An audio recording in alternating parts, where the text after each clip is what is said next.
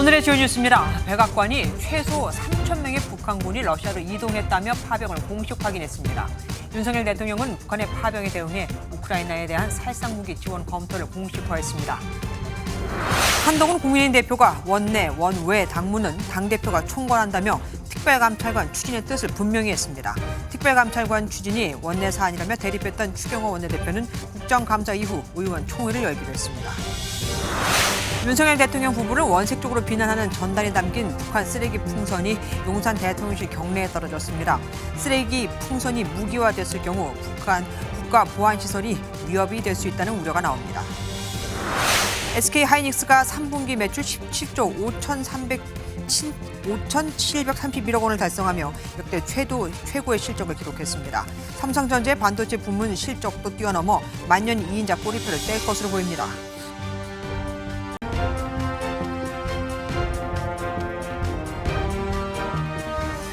북한군의 러시아 파병에 대응해 우리도 우크라이나에 살상무기를 지원할 수 있다고 정부가 공식적으로 밝혔습니다.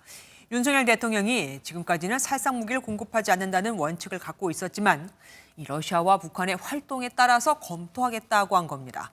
북한이 이번 파병으로 실전 능력도 키우고 또 파병의 대가로 핵미사일 고도화 기술 등을 받을 수 있다는 우려가 나오는 만큼 대응 수위를 더 높이겠다는 겁니다. 저 소식 이기종 기자가 준비했습니다. 국빈 방한한 안제이 두다 폴란드 대통령과 정상회담을 마친 윤석열 대통령이 기자회견에 나섭니다. 윤 대통령은 러시아와 북한의 활동에 따라 우크라이나에 살상무기를 지원하는 방안을 검토할 수 있다고 처음 언급했습니다. 살상무기를 직접 공급하지 않는다는 원칙을 가지고 있었는데 그러한 부분에서도 더 유연하게 북한군의 활동 여하에 따라 검토해 나갈 수 있습니다. 지금까지 우크라이나에 대한 인도적 지원에 집중해왔지만 북한군의 러시아 파병에 따라 한반도 안보에 필요한 조치를 시행해 나갈 것이라고 밝혔습니다. 대통령실은 북한이 파병 대가로 핵미사일 기술을 고도화하거나 재래식 무기를 현대화하는 데 러시아의 도움을 받아 우리 안보에 치명적 위협이 될 수 있다고 보고 있습니다. 북한군의 실전 능력이 커질 수 있는 점도 윤 대통령이 살상무기 지원을 경고한 배경입니다. 폴란드와는 러브 군사 밀착에 공동 대응해 나가기로 했습니다. 우리 두 정상은 북한의 핵 미사일 개발과 도발 그리고 러시아와의 불법 군사 협력을 강력한 어조로 규탄했습니다. 한 폴란드 양국은 우크라이나 평화 회복과 재건을 위한 공동 노력도 강화하기로 했습니다. MBN 뉴스 이기종입니다. 결국 미국도 북한군의 러시아 파병을 인정했습니다. 그동안 말을 아꼈던 것과 달리 파병 규모와 시기, 이동 방식까지 다 공개했죠. 그러면서 북한군이 실전에 배치된다면 정당한 공격의 표적이 될 것이라는 섬뜩한 경고도 덧붙였습니다. 송정 기자가 보도합니다. 미국 정부가 북한군 3천 명이 러시아 동부에서 훈련을 받고 있다고 현지 시각 23일 공식 확인했습니다. 북한 원산에서 배를 타고 러시아 블라디보스토크로 이동한 뒤 동부 지역의 군사시설 3곳에서 기본 전투훈련을 받고 있다고 설명했습니다.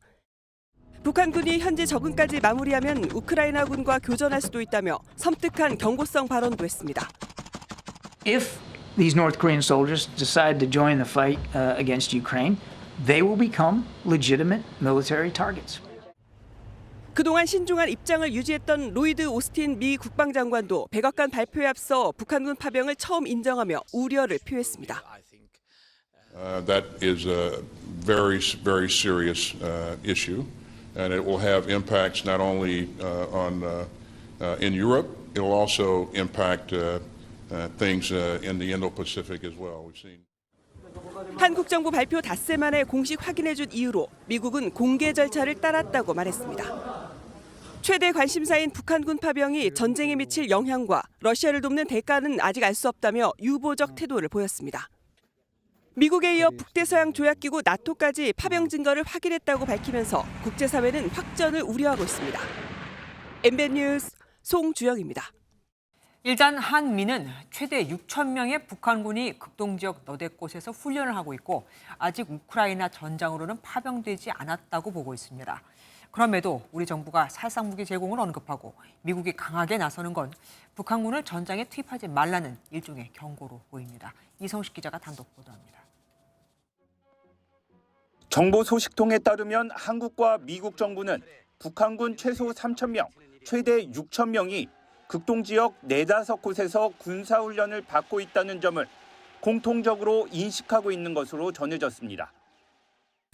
현재 추가적으로 1,500여 명이 더 파견된 것으로 보인다. 그래서 이제까지 러시아로 이동된 총 북한군 규모는 약 3,000여 명으로 판단하고 있다. 또 아직까지 북한군이 전장에 직접 투입된 사례는 확인하지 못한 것으로 알려졌습니다. 우크라이나 정보당국 등은 북한군 일부가 이르면 지난 23일 쿠르스크 전선에 배치될 거라고 주장했지만 한미 정부는 아직 이러한 동향을 파악하지 못한 겁니다. 미 정부는 우선 북한군의 러시아 파병 사실을 확인했지만 종합적인 판단 내용을 조만간 추가 발표할 예정이며 이를 한국 정부와도 공유한 것으로 전해집니다. 오스틴 국방장관이 북한군이 러시아 쪽에 파병됐다는 그 사실만을 확인을 했고요. 그것보다 좀 더 자세한 자체 평가에 따른 미 측의 입장은 곧 발표할 것으로 알고 있습니다. 정보 소식통은 한미가 북한군의 파병 사실을 잇따라 공개한 것은 북한군을 전장에 투입하지 말라는 무언의 압박으로 보인다고 해석했습니다. MBN 뉴스 이성식입니다. 말이 파병인지 총알바지 용병이라는 표현이 더 적절하다. 김정은 위원장이 자기 인민군을 불법 침략 전쟁에 팔아넘긴 것이다. 김용현 국방부 장관의 말입니다. 또 내년까지 추가 파병이 이어질 수 있다고도 밝혔습니다. 이어서 장명훈 기자가 보도합니다. 김용현 국방부 장관은 북한의 러시아 파병을 파병이 아닌 용병이라고 평가했습니다. 일반적인 파병과 달리 북한군이 러시아 군복으로 위장하고 작전 권한 없이 시키는 대로 움직이고 있다는 겁니다. 김정은이가 자기 인민군을 불법 침략 전쟁의 총알바지로 팔아넘긴 것이다. 이렇게 평가하는 것이 정확하다고 봅니다. 그러면서 북한 11군단 외에 또 다른 파병 부대가 있을 수 있고 추가 파병이 내년까지 이어질 가능성도 있다고 덧붙였습니다. 조태열 외교부 장관은 북한의 러시아 파병이 북중 관계 경색을 돌파하기 위한 일종의 출구 전략일 수 있다고 평가했습니다.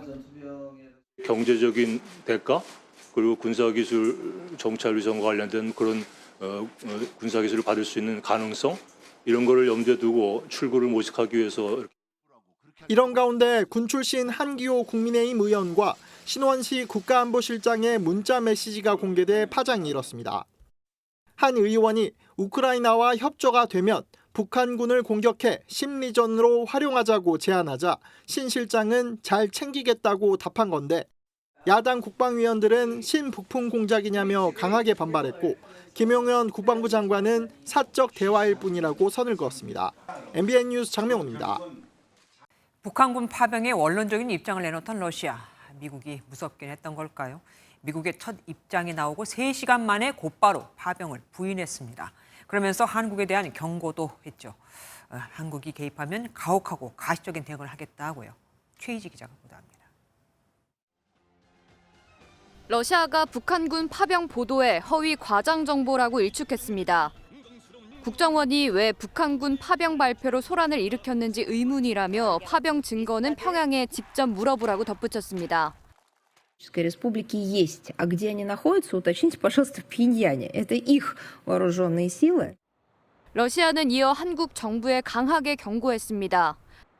한국 정부의 반응이 당혹스럽다며 러시아와 국민의 안보를 위협하는 모든 조치에 가혹하게 대응할 것이라고 엄포를 놨습니다.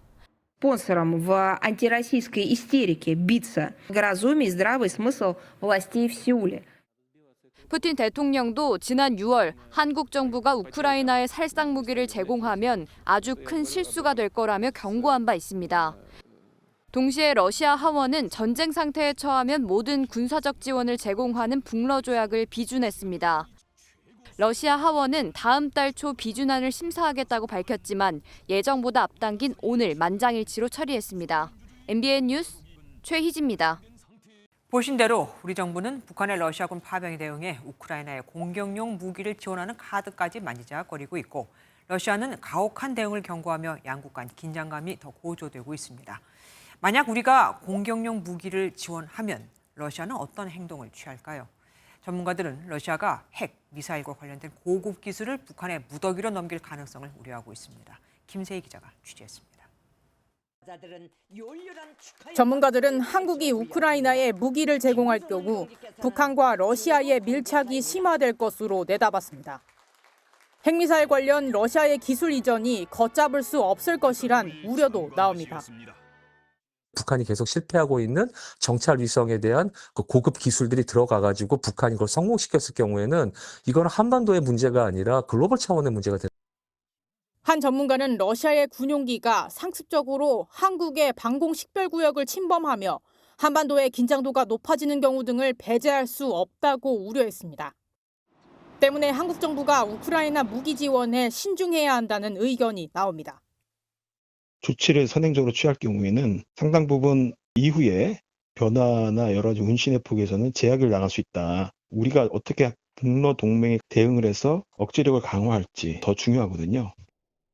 비자 발급 제한 등 인적, 물적 교류를 제한하는 조치 등도 예상할 수 있습니다. 다만 현재 국제적으로 러시아에 대한 경제 제재가 진행되고 있는 상황에서 한국도 경제적 의존도가 크지 않기 때문에 러시아의 경제적 압박 수단은 제한적일 것이란 분석입니다. MBN 뉴스 김세희입니다. 우크라이나는 북한군이 이미 전선에 투입됐을 거라고 보고 있습니다. 북한군 사망 보도가 현지 언론을 통해서 나오고 있거든요. 우크라이나는 아예 북한군을 대상으로 한국어로 제작된 포로 수용시설 영상도 만들었습니다. 투항을 설득하기 위한 일종의 홍보 영상입니다. 윤정 기자가 보여드리겠습니다. 가까운 장래의 전선에 우크라이나 군사정보국이 운영하는 투항 한라인 나는 살고 싶다에 올라온 영상입니다. 한국어로 제작된 1분 14초짜리 영상에서 북한군 포로 수용시설이라는 이름으로 전경과 침실, 식사 등을 소개하고 있습니다. 수용소의 전쟁 포로들은 하루 3끼의 식사를 받으며 식단에는 고기, 신선한 야채, 빵이 포함됩니다. 영상 말미에는 투항을 위한 전화번호와 투항 챗봇으로 연결되는 QR코드도 등장합니다. 북한군을 대상으로 한 선전물은 이번이 처음으로 조만간 북한군이 전장에 투입될 것으로 보고 본격적인 심리전에 착수한 겁니다. 우크라이나에서는 북한군이 이미 전투에 투입됐을 가능성도 지속적으로 제기되고 있습니다. 우크라이나 매체인 키이우 포스트는 이달 초 도네츠크 인근 러시아 점령지에서 북한군 장교 6명이 미사일 공격으로 숨졌다고 보도했습니다. 지난 22일에는 북한군 장교 8명이 우크라이나에서 작전 중 사망했다는 중국 용병의 주장을 보도하기도 했습니다. 다만 북한군 실전 투입을 입증할 구체적이고 확인된 증거는 아직 나오지 않았습니다. 북한군이 실제 전장에 배치된다면 서방을 향한 우크라이나의 군사 지원 요구는 한층 거세질 전망입니다. MBN 뉴스 윤지원입니다. 친윤과 친한계가 전면전에 돌입하는 걸까요? 한동훈 대표의 특별감찰관 추진 발표에 추경호 원내대표가 제동을 걸자 오늘 바로 한 대표, 당대표인 내가 원내, 원외 당무를 다 총괄한다며 특별감찰관 추진의 뜻을 다시 밝혔습니다. 추 원내대표를 겨냥함과 동시에 대통령실을 향해선 내 권한을 건들지 말라고 메시지를 보낸 겁니다. 또한 지난해 12월 이후 중단됐던 중진 연석회의와 상임고문단 회의도 부활시킬 방침입니다. 친한도, 친윤도 아닌 의원들을 끌어들여서 당내 영향력을 넓히겠다는 뜻입니다. 정태진 기자가 취재했습니다. 당대표와 원내대표가 함께 참석했던 국민의힘 최고위석상에 이례적으로 추경호 원내대표의 모습이 보이지 않습니다. 외부 일정을 이유로 불참한 건데 이 자리에서 한동훈 대표는 특별감찰관 임명은 대선 공약이었다며 추 원내대표를 겨냥한 작심 발언을 쏟아냈습니다. 당대표는 법적 대외적으로 당을 대표하고 당무를 통할합니다. 당연한 말이지만 원내든 원외든 당 전체의 업무를 총괄하는 임무를 당대표가 수행하는 것이죠. 특감 추천이 원내 사안이라 밝힌 추 원내대표를 비판하고 대통령실이 당대표 권한에 개입하지 말라는 점을 분명히 한 겁니다. 신윤계는 이런 한 대표의 특감 감행에 정치도 모르는 한 대표의 선을 넘는 월권행위라고 맹비판했습니다. 이게 과연 대통령을 대통령으로 생각하는 태도냐. 검사 수사하듯이 한 거 아닙니까? 독선이고 독단의 정치다. 친한계 핵심 관계자는 당대표를 무시하는 대통령실과 친윤계가 정상적이지 않다며 불쾌감을 드러낸 가운데 친한계는 세력화의 속도를 낼 것으로 보입니다. 한 대표는 또 지난해 12월 이후 멈췄던 중진 연석회의와 상임고문단 회의를 수시 개최할 방침입니다. 친윤, 친한에도 속하지 않은 무계파 중진 의원들을 포섭해 당내 영향력을 키우고 주도권을 잡겠다는 의도로 풀이됩니다. MBN 뉴스 정태진입니다. 이렇듯 한동훈 대표가 강하게 나오고 친한계가 의원총회를 열자고 압박하자 추경호 원내대표 국정감사 뒤에 의총을 열고 특별감찰관을 추진할지 말지 결론을 내기로 했습니다. 사실 친한계는 친윤계보다 숫자가 훨씬 적죠. 투표를 하면 당연히 더 불리할 거고요. 그런데도 왜 친한계는 먼저 의총을 열자고 한 걸까요? 이호정 기자가 알아봤습니다. 한동훈 대표가 꺼내진 특별감찰관 도입에 추경호 원내대표가 제동을 걸자 친한계를 중심으로 반발이 터져나왔습니다. 여기에 추 원내대표는 국정감사를 마치고 의원총회를 개최하겠다고 답변했습니다. 한동훈 대표가 오늘도 특별감찰관 임명해야 된다 이렇게 말씀하셨는데 이제는 더 이상 말씀드리지 않겠습니다. 노코멘트. 이에 따라 국민의힘은 이르면 다음 주 의원총회를 열고 특감 도입 문제를 논의할 전망입니다. 빠른 시일 내에 의원총회를 열자고 먼저 압박에 나선 건 원내 지지가 약점으로 꼽혔던 친한 진영입니다. 이런 중대 사안에 대해서는요, 천천히 할 게 아니라 신속하게 의원총회를 개최를 하고 거기서 자유롭고 민주적인 토론을 해야 됩니다. 이재명 대표 선고 전 당이 변해야 한다는 절박함도 있지만 명분에 앞선 한 대표 쪽으로 당내 여론이 기울 수 있다고 보는 분위기입니다. TK 3선 김상훈 정책위 의장과 대통령실 수석 출신 안상훈 의원이 유난 회동 이후 한 대표가 소집한 만찬에 합류한 점도 주목하고 있습니다. 다만 표대결까지 가게 된다면 계파 갈등이 격화될 수 있는 만큼 의원총회 전까지 당대표와 원내대표 간 물밑 논의가 이뤄져야 한다는 목소리도 나옵니다. MBN 뉴스 유호정입니다. 사실 추경호 원내대표가 어제 특별감찰관을 추진하자는 한동훈 대표의 의견에 반대한 건 대통령의 의중을 읽고 나선 거다는 시각이 많죠. 실제로 대통령실 불편한 기색이 역력합니다. 특별감찰관은 당내 의견이 모아지는 대로 따르겠지만 북한 인권 문제는 국민의힘, 그러니까 당의 정체성과도 연결된 문제라고 민주당에 대응할 유일한 카드를 던져버리는 거라고 지적한 겁니다. 전정희 기자입니다. 한동훈 국민의힘 대표가 특별감찰관 추진을 본격화하자 대통령실은 불편한 기색을 감추지 않았습니다. 북한 인권 문제는 당의 정체성과도 연결된 문제라며 북한인권재단 이사 추천과 별개로 특별감찰관을 추천하는 것을 문제 삼았습니다. 대통령실 관계자는 특별감찰관은 당내 의견이 모아지는 대로 따를 계획이지만 여당이 북한 인권을 마치 아무것도 아닌 것처럼 이야기한다면 정체성이 걸린 문제라고 말했습니다. 그러면서 국민의힘이 북한 인권 문제에 더는 관심이 없다는 오해를 받을 수도 있다고 덧붙였습니다. 여야가 합의해 오면 특별감찰관을 임명할 것이라는 기존 입장을 재확인했던 대통령실이 한 대표의 주장에 사실상 반대 입장을 밝힌 겁니다. 특별감찰관 별도 추진을 두고 당 지도부의 갈등이 고조되자 대통령실이 추가 입장을 밝힌 것으로 풀이됩니다. 대통령실 또 다른 관계자는 북한 인권 문제는 민주당이 불편해하는 이슈인데 우리가 갖고 있는 유일한 카드를 던져버리는 꼴이 될 수 있다고 지적했습니다. 대통령실은 특별감찰관과 북한인권재단 이사 추천의 연계 문제는 의원총회에서 의원들이 결정할 문제라는 점도 분명히 했습니다. MBN 뉴스 전정인입니다. 특별감찰관이 화두로 떠오르면서 화제의 중심이 된 인물이 있죠. 바로 초대 특별감찰관 이석수 전 특감입니다. 어렵게 MBN과 연락이 닿은 이 전 특감은 말을 아끼면서도 지금 특별감찰관을 임명하는 건 실기한 것이라고 밝혔습니다. 이미 너무 늦었다는 거죠. 표선웅 기자가 보도합니다. 특별감찰관은 2015년 박근혜 정부에서 처음 임명됐지만 1년 반 만에 공석이 됐습니다. 초대 특감이었던 이석수 전 특감이 우병우 전 청와대 민정수석에 대한 감찰 내용을 언론에 누설했다는 혐의로 검찰 수사를 받자 사표를 냈고 그 뒤 8년째 누구도 임명되지 않은 겁니다.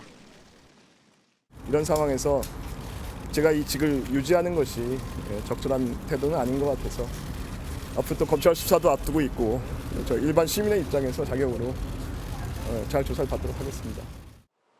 MBN과 연락이 닿은 이전 특감은 때 아닌 특감 논쟁에 지금 특감을 임명해도 실기한 것이라고 밝혔습니다.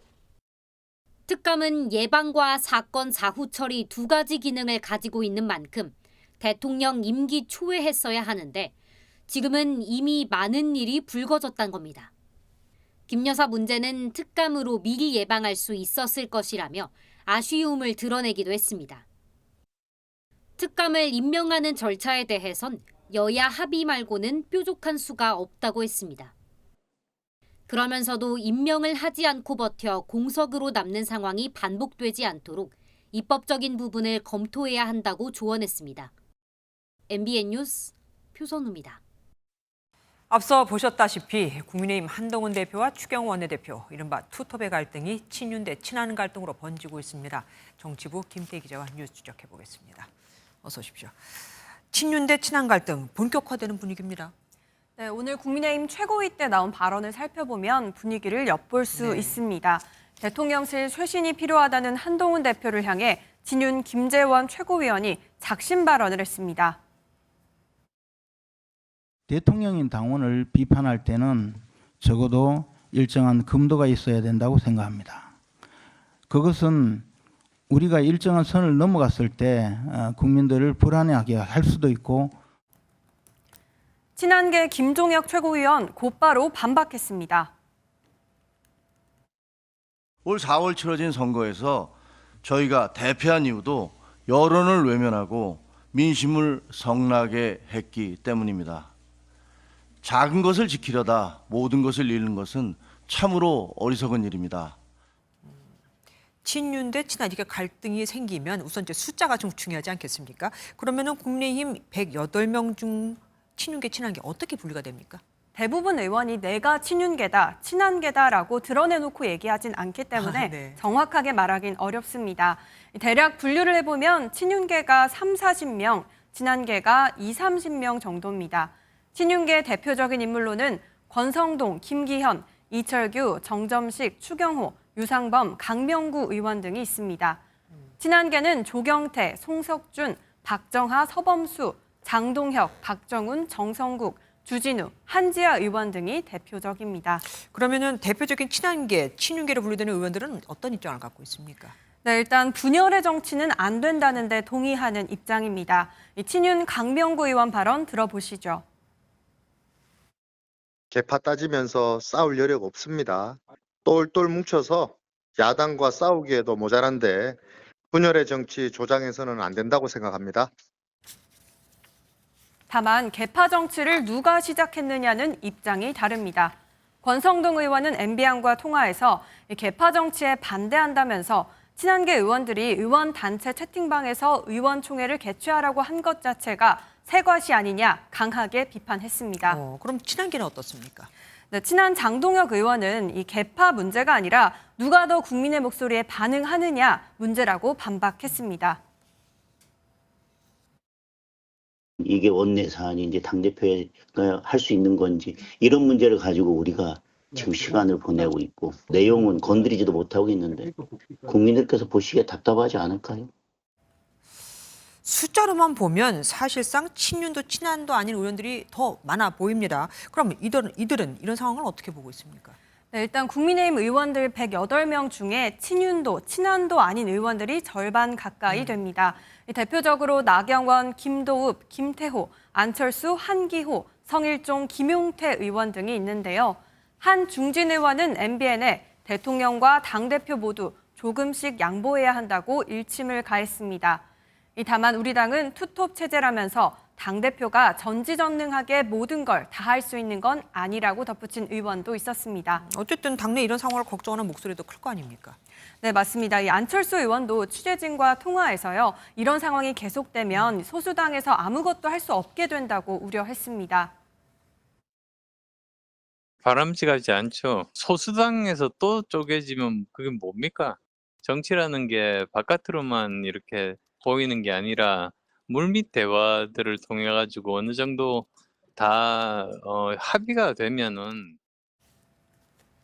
안 의원은 한 대표가 추진하는 특별감찰관은 필요하다면서 의총에서 첨예하게 논의할 것이라고 덧붙였습니다. 네. 계파 갈등이 적절하냐는 당내 우려에도 한동안 이런 양상은 계속될 것으로 보입니다. 우선은 의총에서 어떻게 나오나가 또 중요하겠습니다. 지금까지 김태희 기자와 함께했습니다. 북한이 오늘 새벽에 날려보낸 쓰레기 풍선이 대통령실 청사에 떨어졌습니다. 처음으로 쓰레기가 아니라 윤석열 대통령 부부를 원색적으로 비하하는 대남전단 삐라가 담겨 있었는데 하필 떨어졌을 때 청사에선 해외 인사를 맞이하는 행사가 열리고 있었습니다. 먼저 박혜빈 기자가 보도합니다. 안제이 두다 폴란드 대통령의 공식 환영식이 한창인 용산 대통령실 청사입니다. 하늘에서 날아온 여러 장의 인쇄물이 땅에 떨어집니다. 예상치 못한 듯 대통령실 직원들이 황급히 달려와 수거하는 모습도 보입니다. 오늘 새벽 북한이 우리나라를 향해 날려보낸 쓰레기 풍선에 들어있던 대남전단 삐라입니다. 일부가 미처 수거되지 못하면서 공식 환영식까지 날아들었습니다. 지난 5월 이후 30차례에 걸쳐 쓰레기 풍선을 날린 북한이 윤석열 대통령과 김건희 여사를 비방하는 삐라를 살포한 건 처음입니다. 대통령실이 있는 서울 용산구의 일부 주민들은 불안감을 호소하기도 했습니다. 집 밟고 남쪽으로 가야 될 것 같아요. 저도 여기서 지금 벌써 30년 살고 있는데 큰일 났어요. 취재진이 서울 용산구의 한 아파트 단지를 20여 분 동안 돌아봤는데요.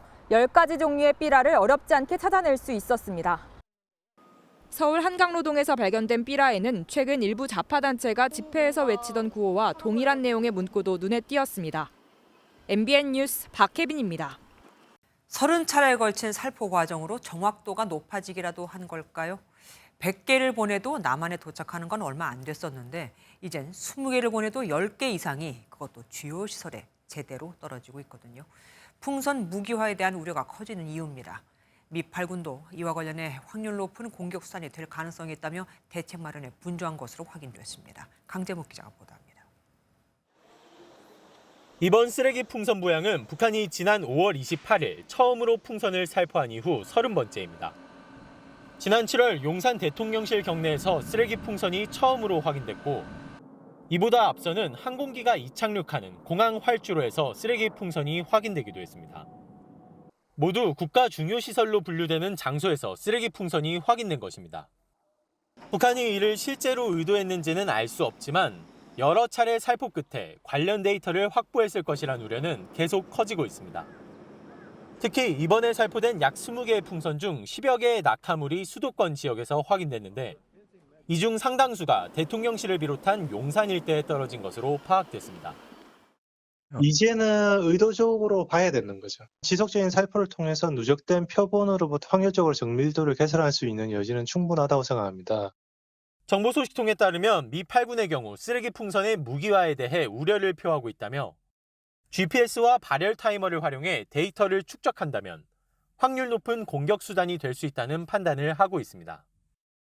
부착된 발열 타이머가 적재물을 분리시키는 과정에서 열선을 작동시키는데 주변에 불에 붙는 물질이 있을 경우엔 화재를 일으키는 대통령실과 같은 1급 보안시설에 대한 노출 사례가 더해지면서 국가 중요시설에 대한 추가 보안 대책을 강구해야 한다는 목소리가 이어지고 있습니다. MBN 뉴스 강재묵입니다.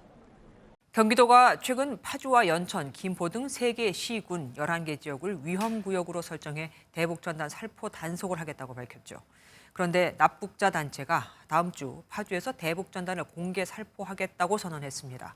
경기도는 군, 경찰과 함께 현장을 찾아 제지하겠다는 입장인데 물리적인 충돌까지 우려됩니다. 북한 의도대로 남남 갈등이 벌어지게 생긴 거죠. 이서영 기자입니다. 납북자 단체가 경기도청사 앞에 모였습니다. 노란색 옷을 맞춰 입은 이들은 다음 주 파주에서 대북전단을 공개 살포하겠다고 밝혔습니다. 10만 장을 가지고 우선 파주에서 전체 다 날리겠습니다. 두 번이 됐든 세 번이 됐든. 공개한 전단은 비닐봉지 형태로 고교생 납북자 5명의 얼굴 사진과 납치 장소 등이 적혀 있습니다. 또 북한 주민을 위해 $1 지폐도 담았습니다. 납북자 단체는 북한의 이산가족 상봉 관련 대화 건의와 쓰레기 풍선 살포 중단을 요구하고자 전단을 날릴 계획이라고 설명했습니다. 앞서 경기도는 파주와 연천 등 접경지 11곳을 다음 달 30일까지 재난안전법상 위험구역으로 설정했습니다. 경기도는 군, 경찰과 협조해 실제 대북전단 살포가 이루어지지 못하도록 현장에서 제지할 계획입니다. MBN 뉴스 이서영입니다. 경기도 법인카드로 더불어민주당 인사들에게 식사비를 내게 한 혐의를 받는 이재명 대표의 배우자 김혜경 씨에 대한 두 번째 결심 공판에서 검찰이 재차 벌금 300만 원을 구형했습니다. 다른 모임에선 각자 현금 결제했다는 주장에 현금 결제 내역이 없었다면서요. 김 씨는 이번에도 모든 혐의를 부인했습니다. 윤기란 기자입니다. 지난 8월 김혜경 씨에 대해 1심 선고를 하기로 한 재판부는 추가 심리가 필요하다며 5차례 재판을 더 열었습니다. 추가 재판에선 다른 식사 모임에서 동석자들이 각자 계산했기에 문제가 된 자리에서도 그런 줄 알았다는 김 씨의 주장을 검증하는 데 초점을 맞췄습니다. 식사를 같이 했던 증인이 다른 식당에선 내 식비를 현금으로 냈다는 증언을 두고선 해당 식당의 결제 내역을 살펴보며 검찰과 김 씨 사이 공방이 이어졌습니다. 동석자의 결제 기록이 나오지 않자 검찰에선 거짓 증언이라고 주장했고 김 씨 측은 현금 결제는 기록이 안 남을 수 있다고 반박했습니다. 구세청 자료나 그 포스업체 자료만 가지고 현금 영수증이 발행되지 않는 현금 거래는 확인할 수 없다. 검찰은 김혜경 씨의 지시 없이 경기도 법인카드로 식사비가 결제됐을 리 없고 추가 재판을 통해 이런 사실을 몰랐다는 거짓 주장이 명확해졌다며 김 씨에 대해 벌금 300만 원을 구형했습니다. 저로 인해 시간을 낭비하게 해 송구하다고 말한 김 씨는 결제를 지시하지 않았다며 혐의를 부인했습니다. 재판부는 다음 달 14일 결론을 선고합니다. MBN 뉴스 윤기란입니다. 문재인 정부가 다주택자들의 투기 수요를 잡겠다며 5년간 30번이 넘는 부동산 대책을 쏟아냈던 것 기억하시죠? 그런데 이 시기 정작 딸인 다혜 씨는 갭 투자를 통해 1년 9개월 만에 1억 4천만 원의 시세 차익을 거둔 것으로 드러났습니다. 장동건 기자가 먼저 보도합니다. 서울 영등포구 양평동의 한 다가구 주택입니다. 문다혜 씨는 지난 2019년 5월 태국에 거주하며 이 주택을 대출 없이 7억 6천만 원에 사들였습니다. 다혜 씨의 주택 취득자금 조달 계획서를 MBN이 확보했습니다. 서울 구기동 빌라 처분대금 5억 1천만 원과 임대보증금 2억 3천만 원 등으로 매입자금을 마련한 것으로 나타났습니다. 전세를 주고 받은 보증금을 끼고 집을 매수하는 이른바 갭 투자를 한 겁니다. 당시 문재인 정부는 투기 수요 억제에 방점을 둔 각종 규제를 내놓은 상태였습니다. 하지만 정작 문 전 대통령의 딸 다혜 씨는 갭 투자 방식으로 거래를 했습니다. 이후 2021년 2월 다혜 씨는 양평동 주택을 9억 원에 매각해 1억 4천만 원의 차익을 봤습니다. MBN 취재 결과 다혜 씨가 설립한 법인은 2022년 숙박업과 공간 대여업까지 사업을 벌린 사실도 확인됐습니다. 일각에서는 제주도와 영등포구에서의 숙박업 운영이 불법인 줄 알고도 한 것 아니냐는 의혹까지 제기되고 있습니다. MBN 뉴스 장동건입니다. 음주운전에 이어 부동산 관련 의혹들까지 문다혜 씨를 둘러싸고 불거진 이슈가 많죠. 사회부 연장현 기자와 뉴스 추적해보겠습니다. 어서 오십시오. 연 기자, 문다혜 씨 갭 투자 의혹에 대해서 먼저 좀 얘기를 해보겠습니다. 문제는 그 시기라는 거 아닙니까? 그렇습니다. 문다혜 씨가 서울 양평동에 이 주택을 갭 투자로 매입한 게 지난 2019년 5월이었습니다. 네. 이 시기는 앞서 2018년부터 문재인 당시 대통령이 집값을 잡겠다면서 부동산 투기와의 전쟁을 선언하고 30여 차례의 부동산 대책을 내놓던 시기입니다. 네. 특히 2018년 9.13 부동산 대책 키워드가 종부세와 갭 투자 금지로 꼽히는 시기였고요. 네. 또한 2019년 3월에는 김의겸 전 청와대 대변인의 부동산 투기 파문이 일면서 관가에 비상이 걸리기도 했습니다. 공교롭게도 다혜 씨가 갭 투자를 한 이 시기가 아버지인 문 전 대통령이 갭 투자를 그야말로 뿌리 뽑기 위해서 한창 집중하고 있던 시절인 셈입니다. 때문에 다혜 씨의 이번 의혹을 두고 내로남불 투자였다라는 비판이 계속되고 있습니다. 예, 그런데 문다혜 씨의 이 부동산을 둘러싸는 의혹이 이게 처음이 아닙니다. 네, 그렇습니다. 앞서 문다혜 씨는 제주 한림읍의 단독주택에서 불법 숙박업을 한 의혹도 맞아요. 포착이 되고 있습니다. 네. 현재 제주자치경찰단에서 해당 의혹들을 수사하고 있는데요. 또 연달아서 다혜시의 서울 영등포구 소재 오피스텔에서도 불법 숙박업 논란이 일고 있습니다. 오늘 국회 문화체육관광위원회 종합국정감사에서 유인촌 문화체육관광부 장관은 다혜시의 불법 숙박업 관련해서 의혹들을 언급하면서 철저히 조사하겠다고 했는데요. 함께 들어보시죠. 네. 제주도도 물론이고 오피스텔 같은 경우는 숙박 허가 자체가 안 되는 곳이기 때문에 아마 그런 문제는 아마 조사해서 발표를. 네, 영등포구청이 수사 의뢰를 했고 관할서인 영등포 경찰서가 현재 내사에 착수했습니다. 그런데 다혜 씨는 현재 검찰에서도 또 다른 의혹으로 조사를 받고 있지 않습니까? 네, 맞습니다. 이 전주지검은 지금 문다혜 씨에 대한 이스타 항공의 해외 이주 지원 의혹에 대해서 들여다보고 있죠. 네네. 다혜 씨가 과거 문재인 전 대통령의 자서전을 디자인한 명목으로 2억 5천만 원을 받은 것에 대해 불법 증여 의혹이 제기된 바 있는데요. 이에 대해 오늘 전주지검은 해당 사안을 현재 수사하고 있거나 수사 대상으로 고려하고 있지는 않다라고 선을 그었습니다. 하지만 지난 2018년 문재인 정부가 평양을 방문할 당시 전세기로 선정됐던 이스타항공에 대한 특혜 의혹 수사에 대해서는 이스타항공 창업주인 이상직 전 의원이 대통령 자녀의 해외 이주를 왜 지원하고 또 취업까지 도왔는지에 대한 본건의 혐의를 살펴보려면 관련 사실을 수사로 밝혀야 한다고 강조했습니다. 네, 연장현 기자 수고하셨습니다. 미국 대선이 10여일 앞으로 다가오면서 지지층 결집을 위한 상대방 비방도 가열되고 있습니다. 트럼프 전 대통령은 경합주를 찾았고 해리스 부통령은 트럼프의 약점을 파고들었는데 해리스는 의외로 젊은 흑인 남성들의 지지가 약한 게 또 문제입니다. 최중락 기자가 보도합니다. 트럼프 전 대통령이 남부 핵심 경합주 조지아를 방문해 막바지 지지층 결집에 나섰습니다. 조지아주는 지난 대선에서 바이든 대통령에게 0.2%포인트 차로 지면서 트럼프가 사실상 대권을 내줬던 지역입니다. We would never lose an election. And I think they are. I think we've really energized a lot of people this time because they've seen how bad it is. This last 4 years it's been a horror show. 트럼프 전 대통령은 중동 분쟁 상황과 관련해선 러시아의 우크라이나 침략을 멈추겠다고 말해 전쟁 종식 의지를 재차 드러냈습니다.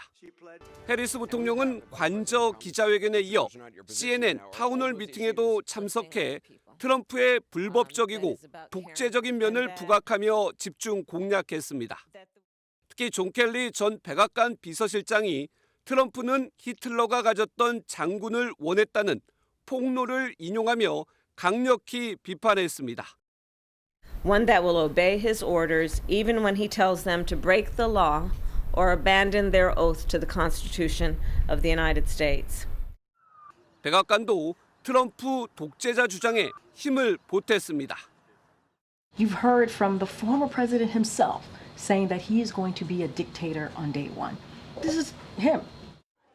한편 민주당의 절대적 지지층이었던 젊은 흑인 남성 유권자 가운데 해리스 지지율이 10명 가운데 6명도 안 되면서 표심의 향방이 주요 변수로 떠올랐습니다. MBN 뉴스 최종락입니다.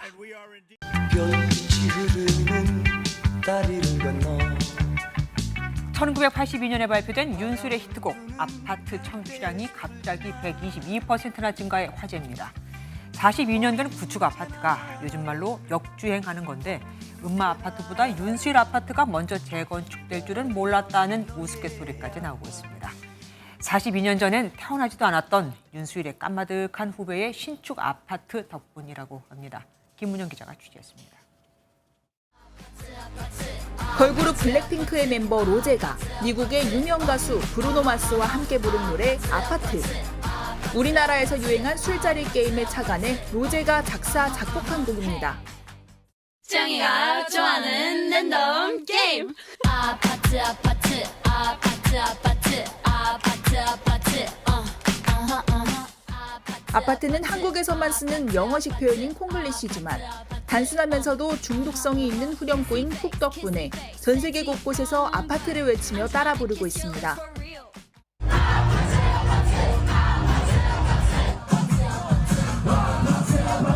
아파트 아파트 아파트 아파트 아파트 강남스타일도 일루트론에서 시작부터 굉장히 재미있게 했잖아요. 재미 요소를 강조했다고 봅니다. 청취자의 청각을 완벽하게 장악하죠. 유명 팝스타인 찰리 푸스가 아파트란 단어가 영원히 내 머릿속에 갇혀버렸다고 표현할 정도로 아파트 열풍에 전 세계가 들썩이고 있는데 덩달아 한국 문화에 대한 호기심도 커졌습니다. We were hanging out in the studio and I was like, how about I teach you guys some drinking games, Korean drinking games, and then I started doing it. 아파트? 미국의 온라인 커뮤니티 등에 로제가 소개한 김치볶음밥과 청양고추 소스를 곁들인 마른 오징어에 대한 반응이 올라오고 있고 소주와 맥주를 섞어 마시는 소맥 등 한국의 술 문화도 세계적인 관심을 받고 있습니다. 2000년대 팝음악의 문법을 그대로 따르면서도 한국만의 문화를 녹여 만든 로제의 아파트. 보편적인 주제에 한국적인 요소와 재미를 가미해 전 세계를 열광시킨 강남스타일과 오징어 게임의 성공 방정식이 또 한 번 통했습니다. MBN 뉴스 김문영입니다. 배우 변우석의 과잉 경호 논란 기억하십니까? 이 일을 계기로 인천공항이 유명 연예인들에게 출국 시 별도의 전용 출입문을 사용케 하기로 했습니다. 그럼 과잉 경호는 줄겠지만 유명 연예인의 그 기준이 뭘까요? 또 다른 특혜가 아니냐는 비판도 일고 있습니다. 국정감사에서도 질타가 이어졌습니다. 이승민 기자입니다. 지난 7월 배우 변우석 씨의 경호원들이 일반 승객들의 접근을 막으려고 플래시를 쏘는 모습입니다. 항공권을 검사하고 게이트까지 통제한 사실이 알려지자 과잉 경호 논란이 일었습니다.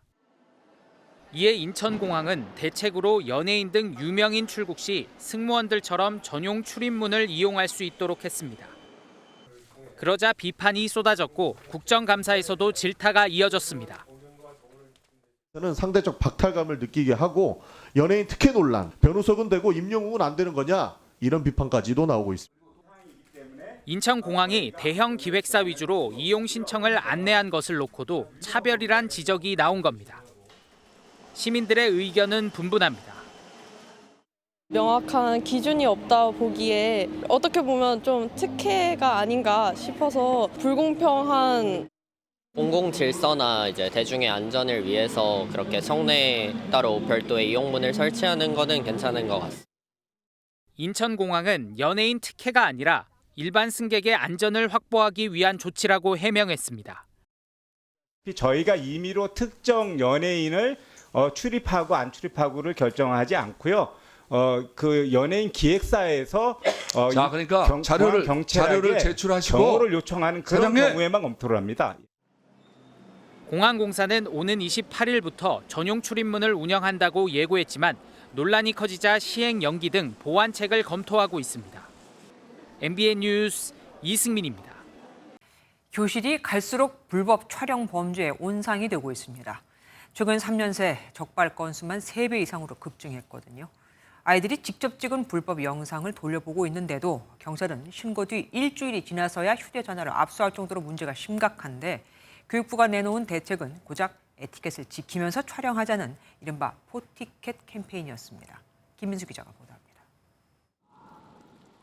인천 부평구의 한 고등학교는 지난달 여교사 불법 촬영 사건으로 발칵 뒤집혔습니다. 교사 A씨는 사건 다음 날 가해자로 지목된 학생들을 경찰에 신고했지만 견디기 힘든 시간이 계속됐습니다. 가해 학생 중에 한 명이 반성은커녕 막 웃고 그랬는데 그걸 제가 마주친 거예요.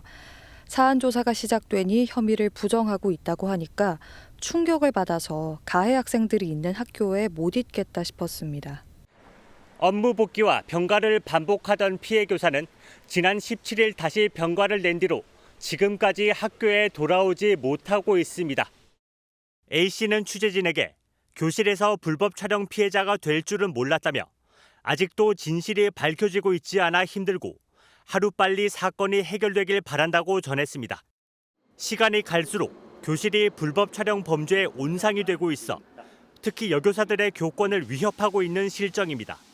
전국의 초중고 불법 촬영 범죄 건수를 조사해보니 2020년 81건에서 3년 만에 3배 이상 급증할 만큼 심각했습니다. 학내의 사건이라는 좀 특수성이 있고요. 용의자가 특정이 되기까지 학교가 직접 조사를 한다든지 이런 부분이 굉장히 어려운 부분들이 있습니다. 교육부는 에티켓을 지키면서 촬영하자는 내용의 포티켓 캠페인을 대책으로 내놨습니다. 지난해부터 들어간 예산은 1억 원 가까이 되는데 지난 8월까지 교내 불법 촬영은 196건 발생해 효과가 없었습니다. 현장 교원들은 제대로 된 처벌을 하지 않으면 불법 촬영이 중범죄란 사실을 일깨울 방법이 없다고 지적합니다. MBN 뉴스 김민수입니다. 국내 문서 위조책들이 위조 서류를 만들어 해외로 보내줍니다. 받은 사람은 이 서류를 한국 대사관에 내고 상용 비자를 발급받아 한국에 들어오죠.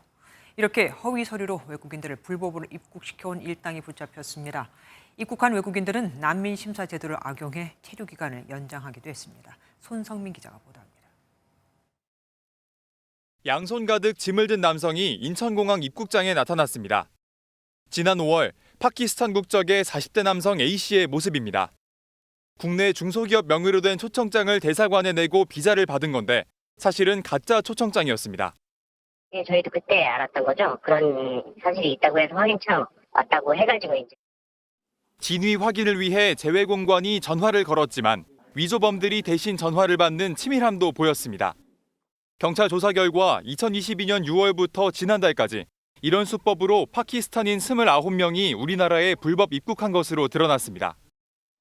불법 입국자들은 난민 신청 절차가 끝나기 전까진 합법적으로 체류가 가능하다는 점을 악용하며 행정소송을 수차례 걸어 기간을 늘리기도 했습니다.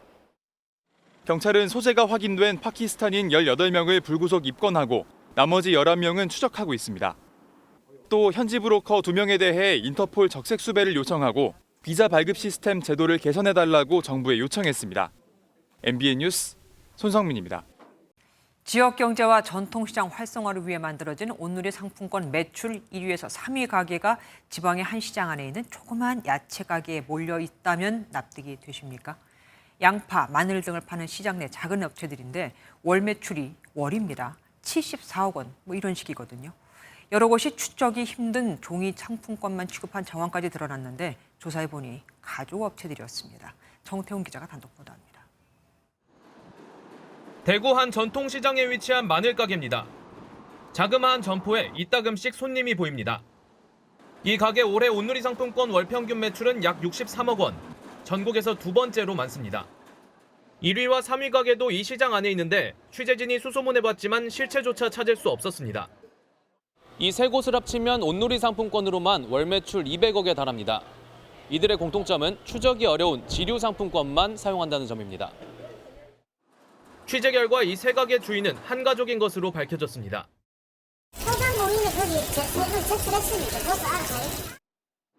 뒤늦게 문제를 알게 된 소상공인시장진흥공단은 이 세 곳을 포함한 비정상 거래업체 6곳의 환전을 중지시켰고 조사 결과 서로 간의 불법 거래 정황을 확인했습니다. 전국적으로 8개 본부가 또 투여해가지고 현장에 가서 또 확인하려고 하고 있고요. 강경하게 대응해야 된다. 요구하기 전에 봤어야 하는 아쉬움은 있습니다. 온누리 상품권은 전통시장 활성화를 위해 정부 지원, 즉 세금이 투입돼 할인 발행되는데도 제대로 관리되지 않는 겁니다. 내년에도 올해보다 400억 원가량 늘어난 3,900억 원의 예산이 상품권 발행에 들어갈 예정입니다. 확실한 관리 체계를 만들었으면 이렇게 굉장히 큰 규모의 범죄적인 일이 발생하는 건 분명히 차단할 수 있었을 거라고 생각합니다. 소진공은 확인된 증거들을 토대로 경찰에 고발할 방침입니다. MBN 뉴스 정태웅입니다. 무도실물관은 아십니까?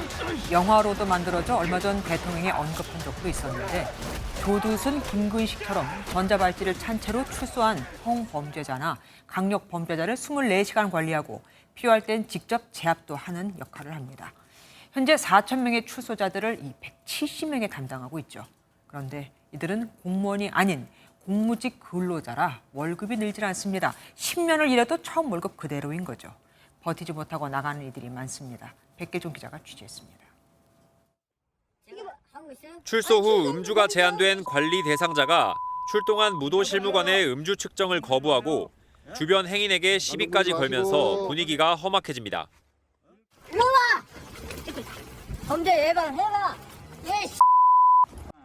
제압당하는 과정에서 무도실무관에게 담배를 쥔 손을 휘두르며 아찔한 장면이 연출되기도 합니다.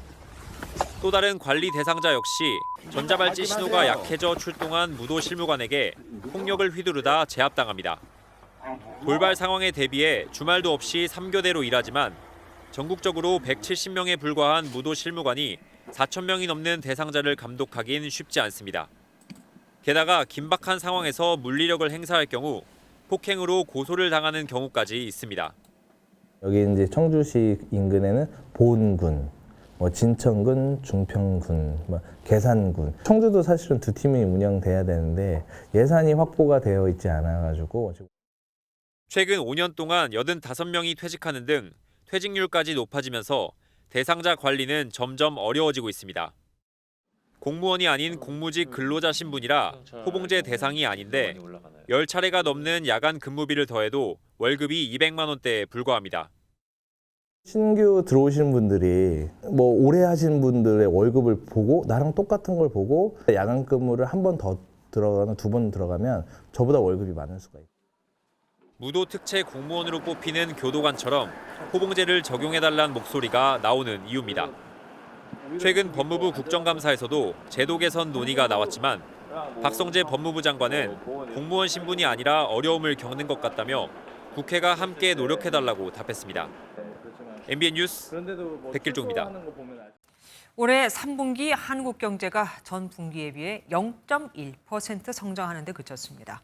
내수 회복세가 더딘 데다 수출까지 뒷걸음질 쳤기 때문인데 기업들이 또 앞으로 경기가 더 나빠질 것이라고 전망했습니다. 32개월 연속 부정적인 답변입니다. 길기범 기자입니다.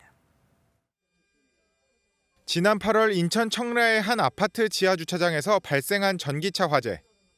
그리고 해외에서도 잇따른 전기차 화재가 우리나라 수출에도 고스란히 영향을 미쳤습니다.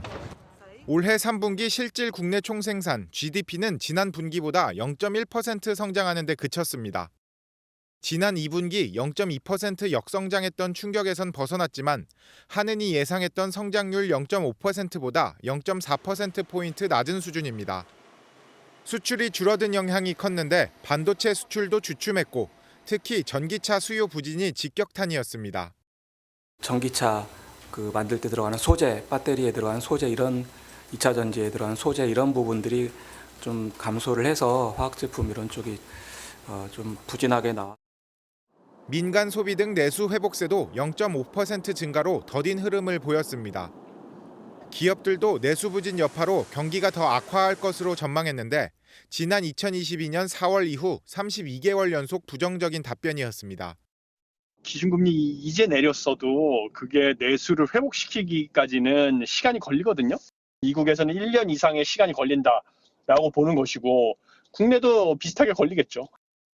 길어지는 내수 침체와 수출 부진이 겹치면서 올해 성장률 전망치인 2.4% 달성도 어려울 것이라는 비관론이 커지고 있습니다. MBN 뉴스 길기범입니다. AI 열풍으로 HBM이 불티나게 팔리면서 SK하이닉스가 올해 3분기 사상 최대 실적을 기록했습니다. D램 업계의 만년 2인자로 여겨져 왔지만 삼성전자 반도체 부문의 실적도 넘어설 것으로 보입니다. 정설민 기자가 보도합니다. 2012년 최태원 SK 회장은 주변의 반대를 무릅쓰고 적자에 허덕이던 SK하이닉스를 인수했습니다.